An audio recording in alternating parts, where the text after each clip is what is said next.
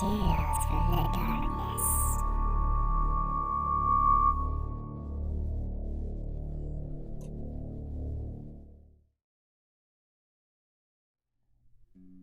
Hello everyone, this is your host, The Teller.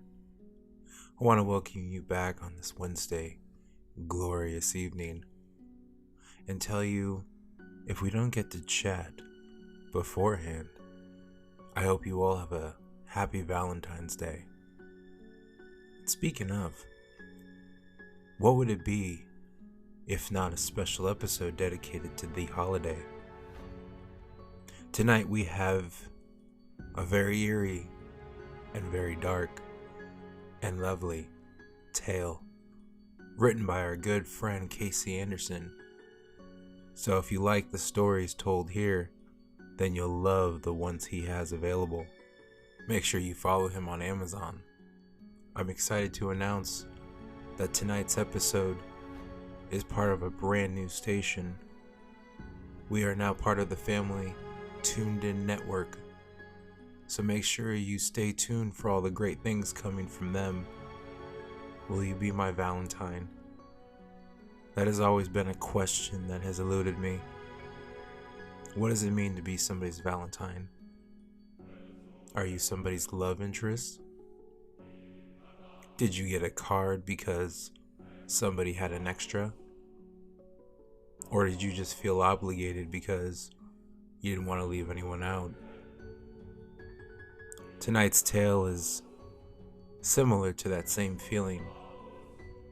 It's about a couple who have an issue with where they should spend the holiday.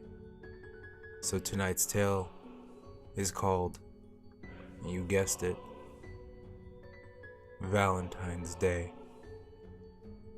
I want to take a cruise for Valentine's Day this year, my wife says from across the table. I can barely hear her over the Cheerios that are crunching away inside my mouth. I wish I hadn't heard her request. Not that it would change anything. She'd just repeat herself. I sigh. What? She asks, already irritated. You know what? I reply. We don't have the money. We never have the money, she proudly proclaims, as though I've never provided her with food, shelter, endless gifts, a life. I don't care. We'll charge it on my credit card. Your credit is maxed out, I reminded her. Then we'll charge it on yours then. I sigh again. I thought about being dishonest with her and telling her that my credit card was maxed out as well, but then she'd ask for specifics and eventually figure out that I was lying. I've never been a good liar. Up until a few years ago, I thought that was something to feel good about. Now, I was envious of those individuals who could lie so well to their spouses without giving it a second thought. I don't know to respond. No bother. She's about to do it for me. Just watch. Fine. Then it's settled, she says. See what I mean? I'll find us a good cruise line and email you the information. You purchase the tickets using your credit card. Also, be sure to tell your boss that you want this week off of Valentine's. Got it? She's always been good at presenting a subject and posing questions as though I have any say in the matter. There was no way else to respond except with a sure. She doesn't notice I'm not smiling that I'm not excited by the prospect of taking a vacation with her. Granted, I do need some time off, that's for sure. Her. I don't know why she feels like she needs it. She doesn't work. Olivia hasn't worked since that fateful day when our dear and only son passed away from pneumonia 3 years ago. As devastated as we both were, I knew one of us needed to keep us afloat. She couldn't get herself up from the couch for months. I wish I could have joined her. But after I exhausted all of my bereavement vacation and sick leave, I had to return to work, or risk getting fired just like she did. And then what? Live in a trailer park on welfare, sulking on the floor and living off top ramen forever? I may have failed as a father by letting my son die from something that's typically treatable. I'll always blame myself no matter how many doctors, friends, and family members tell me that it was impossible to save him and it wasn't my fault. But I'll be damned if I fail as a good husband who doesn't at least provide the basics for his wife. Damn it. So, I returned to work. Had to. She never said so, but I knew she resented me in doing that. It didn't matter that her feeling wasn't logical. She wanted me to wallow in our joint depression together, forever. Believe me, I wanted to join her. But nobody's going to let you live freely just because you had a tragedy. In these last 3 years, it's been an ongoing battle to stay married to her. Olivia went from being the most positive and generous person I'd ever met to being all about getting hers, no matter the expense of others, aka me. Six months after our son's death, she finally got off the couch for longer than an hour's time. In that very same hour, she left the house and spent over $2,000. On what, you ask? My answer? A bunch of bullshit. One of the unnecessary purchases she made was on a heavy and chic leather jacket. There were 3 things wrong with her buying it. 1, it was $350. 2, it didn't match her style. And 3, it was summertime in Los Angeles, where some days it can get over to 100 degrees. She said she'd wear it come wintertime. Well, winter came and went, and that jacket remained in the back of the closet in the same place she put it on the same day she bought it. Every day, I would come home to find new useless purchases. Pots and pans to replace the barely used and perfectly functional pots and pans we recently got from my folks. New expensive clothes she never wore. New expensive furniture that didn't match. A hot tub she never filled with water or figured out how to use. Before I knew it, we were tens of thousands in debt. I tried to talk to her about it. She said I was heartless and just didn't understand. The hell I didn't. I lost my kid too. I refinanced the house. It really sucked because we were more than halfway to becoming mortgage free.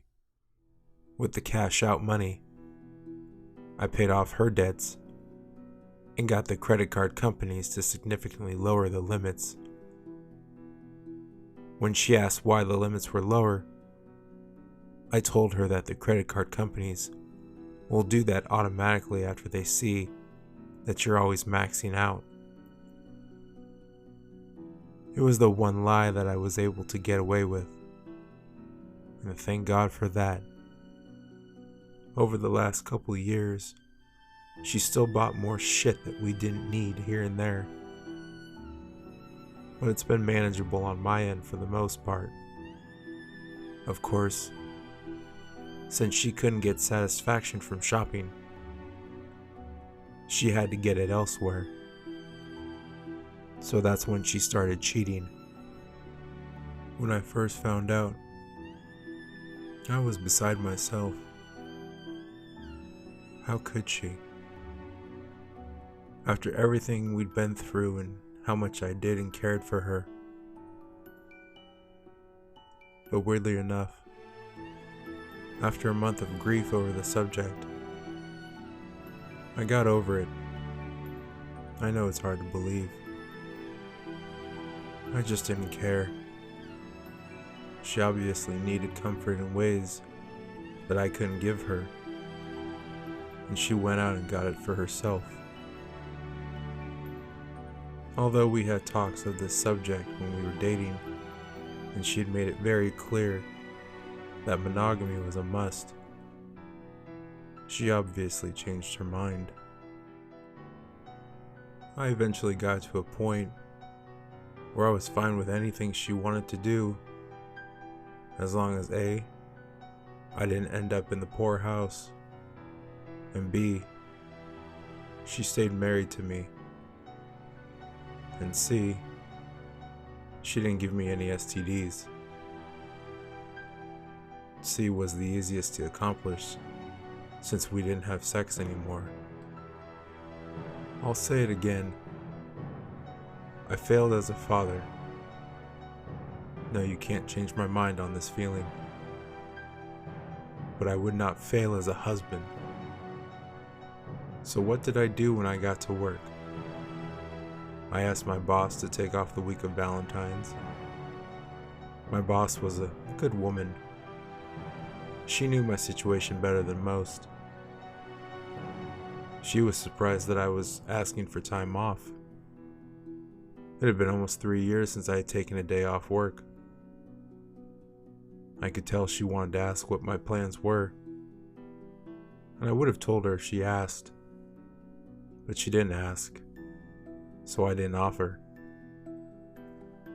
Thank God she didn't ask, because what I eventually ended up doing wouldn't have worked if I did tell her. Sure thing, she replies. Whatever you're gonna do, have fun. I smile and say, thanks, before walking back to my desk to continue writing my financial audit reports. The week of Valentines came quickly. Too quickly, if you ask me. It was Monday. My alarm went off at 5 a.m. I actually got up, got showered, and got ready for work before remembering that I had taken the whole week off. I could have slept in for the first time in years. Oh well, no matter.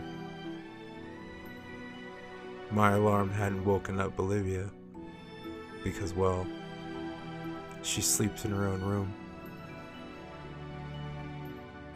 2 years ago, about the same time I cut off her extreme spending, she suddenly couldn't sleep with me in the same bed anymore. She'd toss and turn all night, keeping us both awake. It started with me leaving the bedroom once in a while at 1 in the morning to migrate over to the guest room to sleep the rest of the night in there. Then it was twice a week, where she asked if I could sleep in there all night. Before we knew it, it was just a given that the guest room was my new quarters. The West Wing is what I called it. Had to find humor wherever possible these days, no matter how inappropriate. Ha, ha, ha. It was 7:30 a.m. I headed over to Dunkin' Donuts and got 3 French crullers and a bear claw. Her favorite. When I arrived back home, it was 8 o'clock. She was still not up. We had to leave for our cruise by 9 a.m. I had packed last night. She was supposed to do the same. I wish I could place a bet in Vegas on whether she packed or not. I'd even give them 10 to 1 odds. I'd still bet that she didn't. I opened the bedroom door. She was still sound asleep, spread across the entire king-size bed. She was petite, but I could tell she must love having the whole bed to herself every night. Yes, I'm bitter.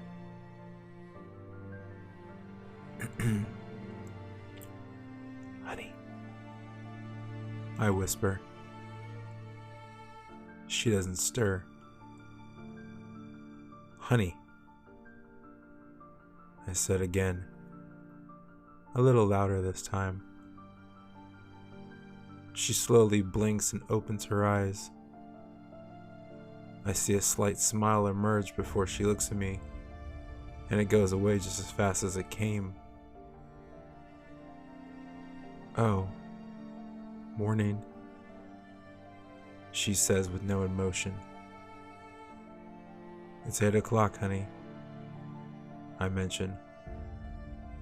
We gotta leave in an hour if we're gonna board on time. An hour? She yells. Why didn't you wake me up sooner? Well, I figured you just needed to take a quick shower while I loaded the car, so I let you sleep in. But I didn't pack. Vegas, pay up, please. She says it like it's my fault. Why not? I ask. 'Cause you didn't remind me. But honey, I did. Right before I went to my room, we talked about it. I could tell her mind was searching for another response to somehow put her failures on me. And it looked like she found one. We did not talk about it last night.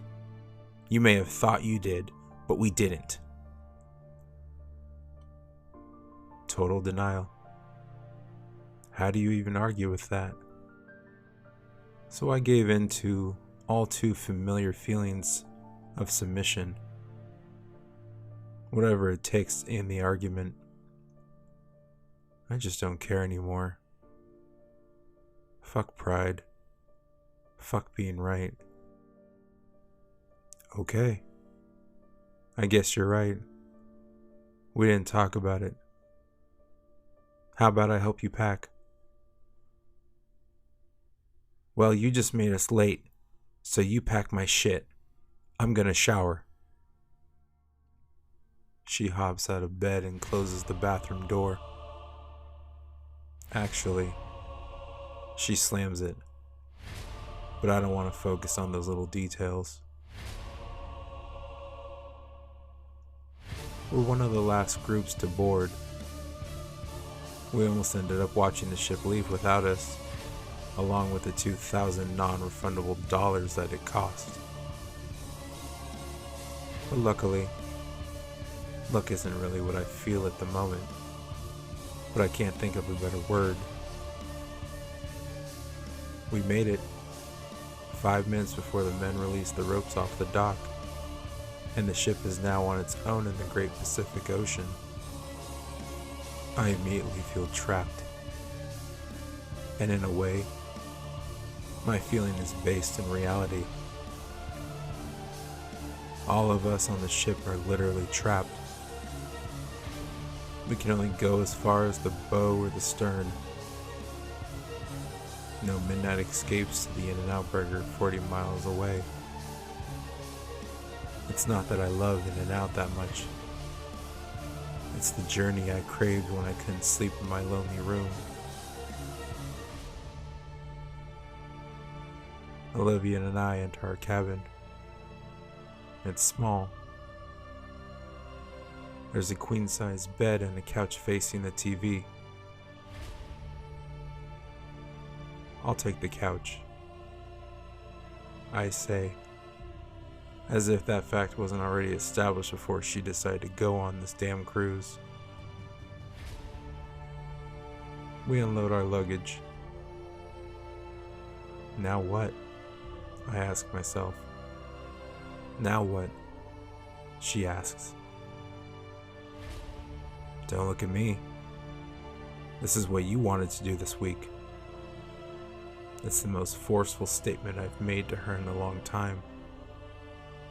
Deep down, I think I wanted her to know that because we can't get away from each other, or at least more than 1,000 feet away. She needed to know that she couldn't treat me as terribly as she does on a daily basis, like she does at home, where either of us, always me, could escape if we wanted to. Fine. I'll go check out the casino then. What are you gonna do? Did you notice that she didn't invite me to go to the casino with her? She just automatically made it known that I was not to join her, like how, stable couples would. Just a test. I say, casino sounds like fun. I'll go there with you. Her eyes widen in surprise, followed by resentment.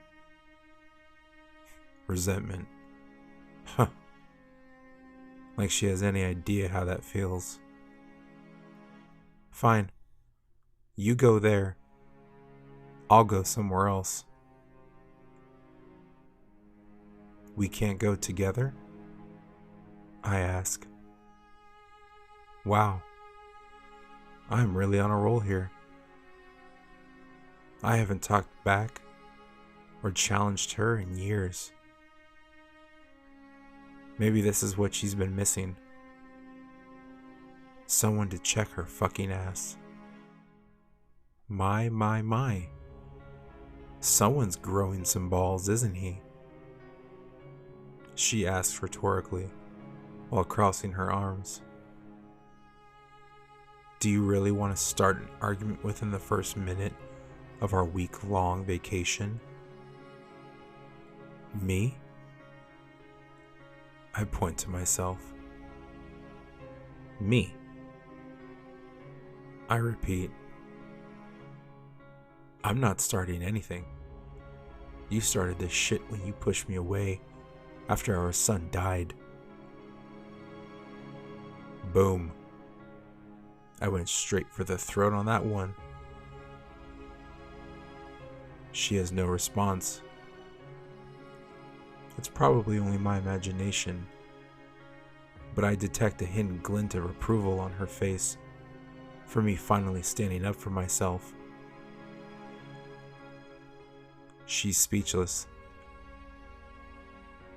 I know there's no fixing anything at this point, and I don't mean just this argument. I elect to leave, and do so without either of us saying another word. It was the last time we ever spoke to each other.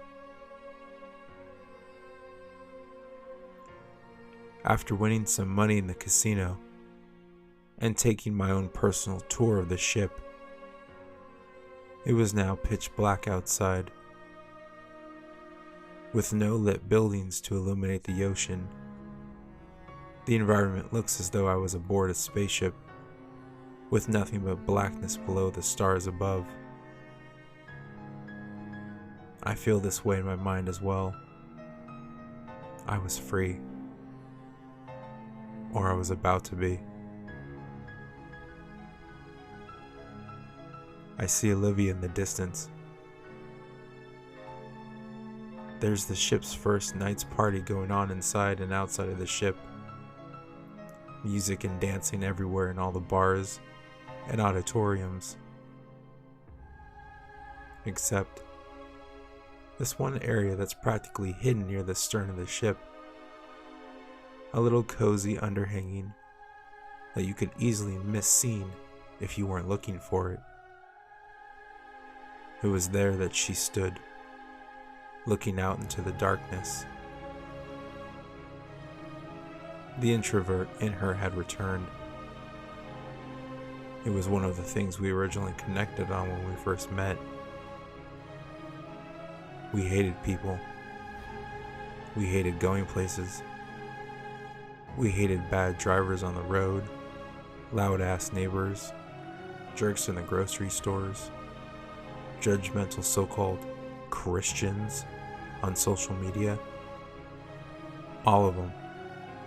It was us against the world, before it was her against only me.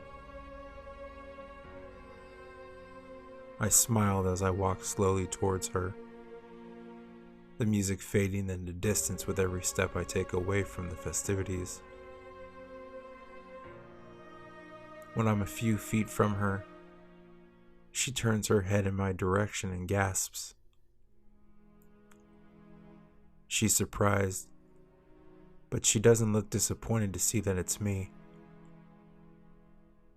In fact, she smiles, and her face stays smiling for the first time in forever. The wind picks up. Her hair is blowing in front of her face. I reach out and put it back behind her head. She leans into me, and we hug. We don't say a word. There's no need. I know how she feels. I sense it. If only she knew how I feel. She knows it's seconds later, after I tighten my grip into a bear hug and lift her off her feet. She screams. I turn around. No one is there. The music from the ship's celebration drowns out her screams. I raise her high into the air, and with all my might, I chuck her wiggling body into the Pacific Ocean. I look down to watch her quick descent. It actually takes a long time. The height of the ship is deceiving. When you look down, the water looks like you could just reach out and touch it. But in reality, we are hundreds of feet above the ocean surface. Her falling screams are immediately silenced as her body hits the freezing water below. I have a hard time seeing her resurface, but I can barely make out her head as the ship is now fully past her body. I pray that no one sees this. There's no alarm that goes off. I wait 5 minutes. Still nothing. The ship hasn't turned around. No lifeboats have been dispersed. She's still back there, either dead or at least dying, either by drowning or freezing. An hour goes by. Still no one has come around. She's definitely dead by now. A couple finally emerges from the auditorium, and they begin to walk towards my direction. They both light cigarettes. "Hey there, fellow shipmates," I say. "Ahoy," the man, obviously drunk, says back. "Mind if I bum one?" "Sure," the woman replies, obviously drunk as well. The man hands me a smoke at the same time that the woman hands me a lighter. I light up and inhale.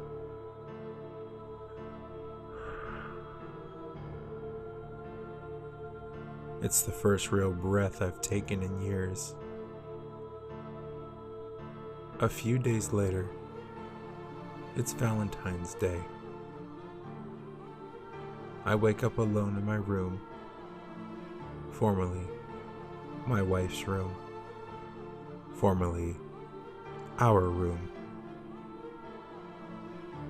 You see, when the ship arrived in Tijuana on Tuesday morning, I left the ship and hitched back to LA. I did not reboard the ship when it left later that night to go to Cabo. As soon as I got back to town, I drove my car to the grocery store and walked in to purchase some items for the week. I kept the receipt. I made sure the camera saw me. I then drove to my friend Peter's house and asked him for the In-N-Out receipt he got last night in Riverside, using my credit card that I left him with before I went on my trip. Now, when my wife doesn't return from her cruise with her lover, Steele Cochran, the police will know that I've been in town this whole time. You see, I killed Mr. Cochran a few days ago. In fact, it was the same day that I told my boss I was going on vacation. Don't worry about the corpse. It doesn't exist anymore, and we'll just leave it at that. I took his identity and used his information to purchase the cruise tickets. I also used his driver's license as my ID to get on board the ship. Thank God the crew members didn't actually scrutinize the photo when checking me in. When the cops ask me questions, I'll tell them that Olivia told me she was going on a cruise with her girlfriends. I didn't know who Steele was. And no, I don't know where either of them are. They weren't on the ship when it docked back in LA? I'll ask. Where were you? They'll question me. Home. Taking a staycation. I'll answer. No one else, including my boss, knew I was going on a cruise. I can prove I was home this whole time. I have the receipt from Monday morning, going to the donut shop. I have the receipt from In-N-Out 11:43 p.m. Monday night. Thanks, Peter. I even have other receipts from In-N-Out from months prior to show. This is a midnight trip that I like to do on occasion. I also have the receipt from me buying groceries on Tuesday afternoon at Rayleigh's. There's no way I could be on a cruise ship to kill both my wife and one of her lovers. I lay in my bed, spread out like how Olivia used to. I failed as a father, but I was a good husband. No one can blame a widower whose wife was cheating on him for her disappearance. I'll always be remembered as a good husband. Mission complete. I lay there, thinking about Olivia splishing and splashing in the ocean, in the darkness, alone.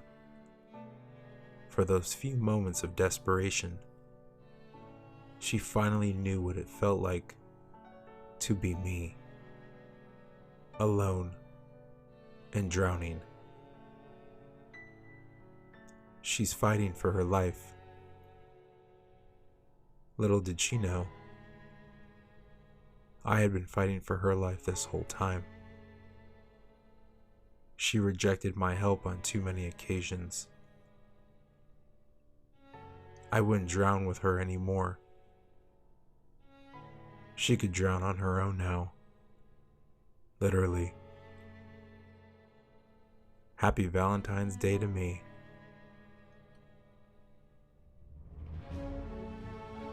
That concludes our stories.